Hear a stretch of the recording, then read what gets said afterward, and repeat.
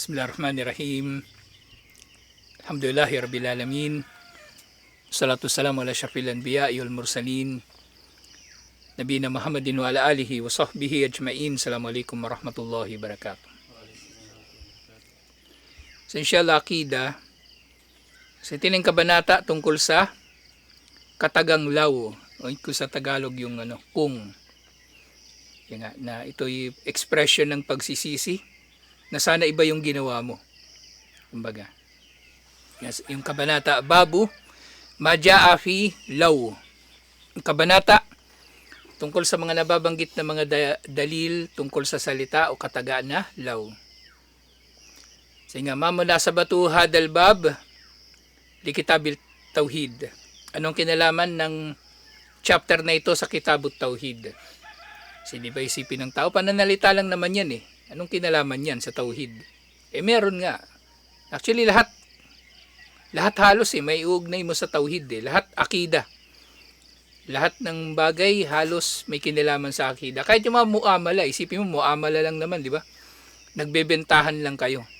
Pero bandang huli yung kung paano mo ginagawa ang mga bagay-bagay kahit pang araw-araw, may kinalaman din sa yung akida. Kasi pwedeng pang araw-araw mo lang ginagawa, di ba? Halimbawa, pagpasok sa trabaho. Oh. Tapos pagpasok mo sa trabaho, nakagawian mo na. Na pagdating mo doon sa pinto ng trabaho niya, himasin mo yung hamba. Kasi napansin mo, pag hinihimas mo yun, sinuswerte ka. Tapos pag hindi mo siya hinimas, minamalas ka, kumbaga, inisip mo, di ba? Nung nakaraan, hindi ako nakahimas sa hamba, isipin mo. Nung hindi ako nakahimas sa hamba ng isang araw, nabutas yung gulong. Tapos nakaraan pa, sumemplang. Yun nga, nakondisyon na yung utak niya na kailangan ihimasin niya. Doon nga nabubuo yung mga superstition. Maraming mga superstition yung mga tao. May napanood pa nga ako nung nakaraan yung tungkol sa pera. Ang superstition ng mga tao tungkol sa pera. Kasama doon, so bukod doon sa yung magpapagpag ng pera sa umaga, bawal daw ilalapag yung bag sa lupa, sa sahig. Narinig ko na nga rin yan nung teacher namin nung grade 4. Sabi niya sa amin, kahit anong mangyari, wag niyong ilalapag yung mga bag ninyo sa lupa. Malas daw. Kami ganun nga. Bigat-bigat ang bag namin. Grade 4, dala-dala namin lahat ng libro namin. 9 na subject yun, 10 yata. Ang bigat-bigat ang bag ko, leather na na handbag lang. Binili sa akin ng tatay ko kasi maganda daw, parang attorney daw Yung bag ko, hindi backpack. Hindi ko talaga nilalapag yun. Nagkakalyo na ako dito Kasi malas. So yung mga bagay-bagay, lahat halos, lahat may ugnay sa akida Papasok at papasok doon yung akida mo, kung paano mo siya isinasabuhay. Hiya an naman kala, law muaridan biha, akdaru rabbi ta'ala, kalbalaya wal masaib, idha jara biha al kadru, fa inna hada ma yunafi kamalut tauhid. Na sino man daw ang magsabi ng law. Pero yun nga dito umpisa pa lang nilinaw. Sino man daw ang gumamit ng salitang law o yung kung, na siya ay tumataliwas, hindi tumatanggap sa mga itinakda ng kanyang Panginoon na kataas-taasan katulad ng mga pagsubok, mga sakuna. Dumating sa kanya yung sakuna, di ba? Tapos sinabi niya, kung di ko na pangasawa yun, di sana magkakaleche-leche buhay ko. Kumbaga, yun ay nangyari sa'yo dahil sa qadar. Ngayon, kung nag-iisip ka ng mga bagay-bagay na maiiwasan mo yun, kung ginawa mo lang sana ang isang bagay o hindi mo ginawa ang isang bagay, yun ay tumataliwas sa pagiging kompleto ng tauhid. Dahil nga, minsan mahirap maiwasan yun kasi defense mechanism yun ng tao Yung sasabihin niya sa sarili niya yung ganong bagay. Kasi sa halip na sisisihin niya yung sarili niya, isisisi niya sa iba. Diba? O kaya, Makakaramdam siya ng ginhawa na nagkaroon sana siya ng pag-asa kung iba yung ginawa niya o hindi siya mapapahamak. Pero nga pagdating sa qadar, hindi tayo basta-basta makakapagsalita ng ganito kung tunay yung tao na naniniwala sa qadar. Kasi isipin natin, di ba? Ngayon, bilang mga mananampalataya, isipin natin. Sige, kung hindi natin gagawin yung isang bagay na hindi nagpahamak sa atin, kung hindi natin gagawin yung isang bagay na nagpahamak sa atin, ibig sabihin ba nun, hindi tayo mapapahamak sa iba pang bagay? Intindihan nyo? Inisip mo, di ba, na disgrasya ngayon. O si Rashid, yung motor, nadulas. O, tapos nasugatan yung tuhod niya. Sana hindi na lang ako bumiyahe ngayon. Tinatamad pa naman ako kanina. Inaantok pa ako. Sana natulog na lang ako. Inisip mo yun, di ba? Sana nasa bahay na lang ako. O ngayon, kung nasa bahay ka nga, sa palagay mo, hindi ka madidisgrasya doon. Yun pala, kung nasa bahay ka, mas masama pala. Pero hindi mo nalaman kasi algabe na yung mga pagtatakda ni Allah. So nadulas ka. Pero yung pala, ang nalaman ni Allah, kung nandun ka sa bahay, mababagsakan ganong kisame. Di mas malala. Kaya nga, merong kasabihan yung mga Arabo parang expression nila. Lakanal amro aswa.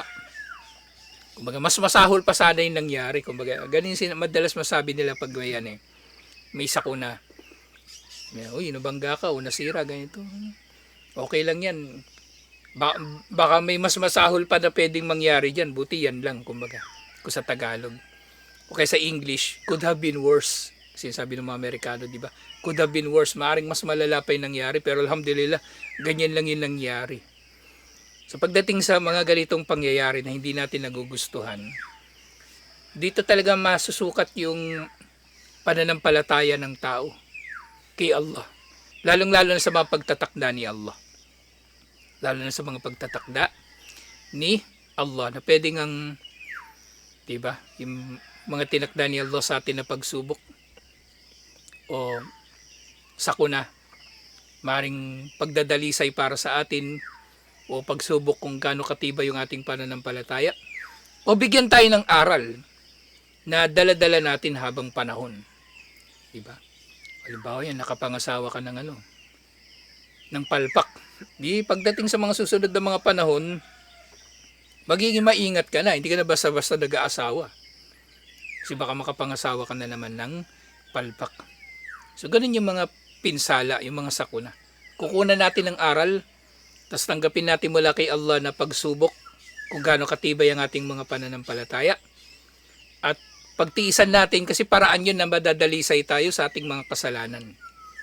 Hanggang sa yun nga, mapatawad yung karamihan sa ating mga kasalanan. Hanggang sa wala na nga tayong kasalanan halos kung masyadong marami na yung naibigay sa atin na pagsubok. Ganun ang positibong pananaw sa mga pagsubok. Hindi yung parang yung magiging pessimistic ka. Kumbaga, na lalong pasasamain mo lang ang iyong kalagayan. At yung mga ganito mga pananalita, nagpapasama lang to ng kalagayan mo. So iniisip mo yung sakuna, tapos iniisip mo ngayon kung di mo sana ginawa yung bagay na hindi ka napahamak, lalo kang mabibigatan lalo mong idinidiin ng sarili mo doon sa paghihirap. So itong law, hindi naman lahat nga masama. Hindi nga lahat masama. So malinaw nga dito na kung sino man daw magsabi nito na mu'aridan biha akdar Rabbi Ta'ala, na tinatanggi mo, tinataliwas mo ang mga pagtatakda ng Panginoon, mga pagtatakda ni Allah. Kung ganun ang paraan ng pagkakasabi mo, magiging taliwas sa tauhid. Ngayon, waddi hukma istimali kalimatilaw ma'at tamthil. So linawin daw ang hatol sa paggamit ng salitang law kasama ang mga halimbawa. So ang hukom dito, so although ganito yung title ng chapter na ito, hindi naman lahat nga ng paggamit ng law ay masama. Huwa ala kismaini. So meron nitong dalawang uri. Madmumun wa mahmudun. Madmum, ito yung kapintas-pintas. At Mahmud, ani Mahmud, kapuri-puri. So kabaligtaran ng kapintas-pintas. Fa in istumilat ala amrin madin wa hamala alaiha ad-dajar wal hazan wa da'f al iman bil kada'i wal qadar kana madmuman lima fi dhalika min al ash'ari bi adamis sabri wal asafi ala ma fata mimma lam yumkin istidrakuhu. Ito raw ay magiging kapintas-pintas. Hinga, kung ito raw ay ginawa, sinabi mo yung bagay na ito tungkol sa isang nangyari sa nakaraan, at sinabi mo ito dulot ng kawalan ng pagtitiis, kalungkutan, o kawalan ng pagtitiis ay tinakda ni Allah, kalungkutan sa itinakda ni Allah, mahinang pananampalataya sa pagtatakda ni Allah, sa kada at sa kadar. At yung kada at yung kadar, di ba, natalakay na natin? Kapag magkasama silang binabanggit, magkaiba yung kahulugan nila. Yung kadar, yung isinulat na ni Allah. Yung kada, yung pagpapatupad ni Allah sa kanyang mga isinulat. Pero kapag magkahiwalay silang binabanggit, magkasing kahulugan sila. Yung ay sinasabi ng mga scholar na idajtama'at iftarakat wa idaftarakat ijtama'at. Kapag magkasama silang binanggit, magkahiwalay ng kahulugan. Pero pag magkahiwalay na binanggit, nagiging magkasing kahulugan sila halos. So kapag sinabi mo ito dahil sa kalungkutan, kawalan ng pagtitiis, o kawalan ng pananampalataya o mahinang pananampalataya, ito nga ay madmum, kapintas-pintas. Dahil ito nga ay nagpapakita ng kawalan mo ng pagtitiis at ng iyong kumbaga kalungkutan o pagsisisi sa anumang inaakala mong kabutihan na nakamit mo sana o inahangad mo pero hindi mo nakuha. O kaya kalungkutan sa masamang nangyari sa iyo na iniisip mo na meron kang kakayanan na mapigilan sana. Na mapigilan mo sana. Pero lahat ng bagay nga na ito, hindi mo na ito maaarok eh. Hindi mo na ito mababatid. Kasi di ba, kung may babalik ko lang ang dating ikot ng mundo, kantay. wala kang magagawa eh. Inisip mo, may mga palatandaan, sana di ba? Sana kumilos ka na ayon doon sa mga palatandaan na nakita mo. Halimbawa sa relasyon, di ba? May mga red flag, tawag nila red flag, mga masamang pahiwatig na masama yung tao. Halimbawa, nakapangasawa ka. Tapos nakakita ka na ng mga tanda na masama talaga yung ugali niya. Umpisa pa lang, bago pa man kayo magpakasal, di ba? Iniisip mo. Sana hindi na ako nagpakasal dito sa hayop na to. Masama pala ugali nito. Noon pa man, naobserbahan ko na yun sa kanya. Ganito, ganyan. Pero nangyari na nga eh. Nangyari na. So hindi mo na yung maibabalik pa. Kahit ano pang gawin mo. Hindi mo na yung maibabalik pa. Kaya ang gawin mo ngayon, di ba yung hadith, ang mananampalataya daw ay kung magkabangha-mangha na kapag siya ay dinatnan ng kabutihan, siya ay nagpapasalamat. Kapag siya ay dinatnan ng kasamaan, siya ay nagtitiis. So ganun ang gawin mo. Magtiis ka na lang. Tapos kung ano mang magagawa mo unang-una para maproteksyonan mo palalo ang sarili mo sa pinsala, edi gawin mo. Tapos kung may magagawa ka pa para magkamit ng kabutihan, gawin mo din. Gawin mo din, inshallah. Hindi yung yung nagsisisi ka lang at wala ka namang ginagawa. So gawin mo yung mga dapat na gawin. Kasi magsisisi ka lang magsisisi. Sisihin mo yung sarili mo, di ba? Sana hindi ko na lang ginawa yung ganito, ganyan. Kalaunan yan, yun nga. Normal sa tao, maghahanap ng iba na masisisi. Oh, hindi lang pala ako may kasalanan dito. Siya rin may kasalanan dito. Tapos isipin mo naman, yung nanay tatay mo na naman sisisihin mo. Sila kasi, pumayag pa silang makasal ako dun eh. Tapos kakaisip mo ng kakaisip. Yung imam, gagong imam yun, siya yung nagkasal sa amin eh. Nagka-leche-leche buhay ko, siya yung nagkasal. Kakaganon mo ng kakaganon, waliyado billah. Si Allah na isisisihin mo bandang huli. Diba? Eh di sa umpisa pa lang, kung tinigil mo na yan, yung kagaguhan na yan, kumbaga yung naghahanap ka ng paraan para maibalik pa yung panahon at maitama mo yung mali na hindi nga mangyayari. Diba? Hindi ka naaabot doon sa paninisi kay Allah, waliyado billah. Kaya nga dito, diba? Maiging isang uri din to ng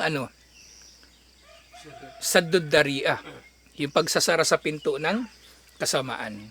Kasi ito, di ba, ang ikling salita, isang salita, law. Pero nakita niyo yung ang layo ng napuntahan niya. Ang layo ng kanyang napupuntahan. Sinisisi mo yung sarili mo, sinisisi mo yung tatay mo, nanay mo, yung imam na nagkasal sa inyo. Si Ahmad, si Hasan, sisisihin mo rin yung dalawang gagong yun. Yung nag-witness pa kasi sa kasal eh. Kung wala sila, hindi sana ako nakasal doon. Witness pa kasi. Tapos yung imam, yun ang pinakagagawang. Lahat na sinisisi mo. Lahat na sinisisi mo. Yung ganito, naisara na yung pinto. Naisara na yung pinto, inshallah, ng kasamaan. Pero nga, wa inistamalat o wa inistumilat ala amrin mustakbalin wa hamila alaiha ar-ragba fil khairi wal irsyad wat ta'lim kana mahmudan. So ito yung general na pinagkaiba nilang dalawa. Yung salitang law, kung kailan siya nagiging mahmud at kailan siya nagiging madmum. Kapag ginamit mo yung salitang law sa mga nangyari nung nakaraan, maaring magiging kapintas-pintas. Pero kapag ginamit mo yung salitang law para sa mga bagay na mangyayari pa lang sa hinaharap, pwede. Pwede. Kasi limbawa sinabi mo isang bagay, di ba? Tapos naghahangad ka ng kabutihan, gabay o pag-aaral o pagtuturo, ito ay kapuri-puri. Bawa, di ba? Inisip mo ngayon, kapag ako sumweldo, magsasadaka ako. Di ba? Kung susweldo ako sa katapusan, inshallah, magsasadaka ako. Yun, mabuti yun. Ando din yung salitang law, yung kung, pero sa hinaharap siya. Kumbaga nangangarap ka ng mangyayari sa hinaharap na mabuti. Pwede yun. Pero mangarap ka na mapigil yung kasamaan na nangyari sa nakaraan, yun hindi pwede. Yun yung pangunahin na pinagkaiba nila. Pero syempre, kung yung statement mo yung law, kahit past tense, kung declarative lang naman ito, so pwedeng mangyayari yun, pero pinakamainam na iwasan. Hindi naman ibig sabihin na hindi na mapag-uusapan. Kasi, normal naman sa mga tao yung nag-uusap, di ba? Bawa nga yung sample natin mula kanina pa, yung nakapangasawa ng palpak. O ngayon, kumukonsulta ka sa mga kaibigan mo, kasama mo, tapos meron sila masasabing mga ganong bagay, sasabihin nila, siguro kung si ganitin na pangasawa mo, baka mas maayos yung kalagayan mo. Kasi napangasawa niyang ganito, maganda yung kalagayan. Kasi mga ganong bagay, di ba? Maaaring mahuhulog pa rin siya sa ganon dito. Kaya nga, eto na yung katotohanan na hindi rin natin may iwasan, na tayo nagkakamali, lalong-lalo na sa ating mga pananalita. Maraming mga kasalanan ng tao yung pwedeng nagagawa niya dulot ng kanyang pananalita. Kaya nga dapat yung tao lagi nag-iistighfar. Di ba sasabi siya, astaghfirullah. Kasi maaring merong mga bagay na nasasambit natin na hindi natin napapansin, hindi natin binibigyan ng pansin, pero kamuhi-muhi pala kay Allah yung mga ganong mga pananalita. Kabilang ito. Kung hindi ko sana ginawa yun, kung ginawa ko sana yun, okay, magsasalita ka para sa iba, di ba? Kung si ganito na lang na pangasawa mo, edi mas maganda yung kalagayan. Kung di mo sana na pangasawa yung buwisit na yan, edi hindi ka nahihirapan ngayon. Yung layunin mo, makipag-usap, makipagdamayan sa brother o sister na mayroong problema, halimbawa. Pero ayun nga, merong pagsuway may nagaganap na pagsuway kay Allah. Kaya dapat susundan yun palagi ng pagbabalik loob at paghingi ng tawad sa Kanya. Maaaring yung tao nagkakasala, lalong-lalo sa kanyang pananalita. Mithalul jaiz, so halimbawa ng pinahintulutan na pananalita. So ito galing ito mismo sa hadith. Yung pinagbabawal malinaw na, di ba? Malinaw na. Basta lahat ng uri ng pananalita na may kinalaman sa pagsisisi sa nangyari nung nakaraan. Yung pagsisisi na sana hindi mo ginawa isang bagay. Hindi yung pagsisisi na tauba o nadam o istighfar, hindi yun. Sabi ni Propeta Muhammad sallallahu alaihi wasallam, iniulat ito ni na Imam Ahmad. Laula, di ba? Law agad yung umpisa. Laula an asyukka ala ummati la amartuhum bisiwaki ma kulli wuduin. Kung hindi lamang ako magdudulot ng pahirap sa aking umma, ay tiyak na inutusan ko sila na magsiwak tuwing nang matatapos sila na magwudu. Diba? So ito daw ay pinahintulutan. So paano ito nagiging pinahintulutan? Paano naging pinahintulutan yung ganitong salita ni Propeta Muhammad sallallahu alaihi wasallam? Kasi yung tinutukoy niya dito yung hinaharap, yung future, hindi yung nakalipas. Hindi yung nakalipas. Hindi ito tumutukoy doon sa bagay na nangyari na. Ito'y tumutukoy sa bagay na gusto pa niya na mangyari. Na kung hindi lamang niya kinatatakutan na magdudulot siya ng pahirap sa kanyang umma, ay inutusan niya ang umma na ito na magsiwak tuwing nang matatapos sila na magwudu. At halimbawa na madmum, ito naman yung madmum, yung kapintas-pintas. Sinabi ni Allah, Suratul Baqarah, verse 110, sabi niya, Qawluhu ta'ala ikhbaran anil munafikin. So sinasabi ng mga munafik. Mga munafik, yakuluna, law kana lana minal amri shay'un, makutilna hahuna. Sabi nila, kung meron lamang sana kaming boses tungkol sa bagay na ito, hindi kami mapapatay dito. Ang titukoy dito ay sa Uhud eh. Sa Uhud, hindi. Sa ano yata ito sa Kandak pala. Sa Kandak. Diyan pinaligiran na sila ng mga Quraysh at mga kaalyado ng Quraysh. Sabi nila, kung meron lamang sana kaming boses, kung hindi lang si Muhammad sallallahu alaihi wasallam, kung hindi lang siya yung nagdidesisyon, kung kami yung nagdidesisyon, hindi tayo mapapatay dito. Hindi tayo papatayin ng Quraysh dito. So ito ay malinaw na kapintas-pintas. Kasi tinutukoy nila, nangyari na nakalipas. Kahit pa nangyayari pa rin siya ngayon, patuloy na nangyayari ngayon, pero nagsimula na siyang mangyari sa nakalipas, so ganun na yung kapintas-pintas na yun.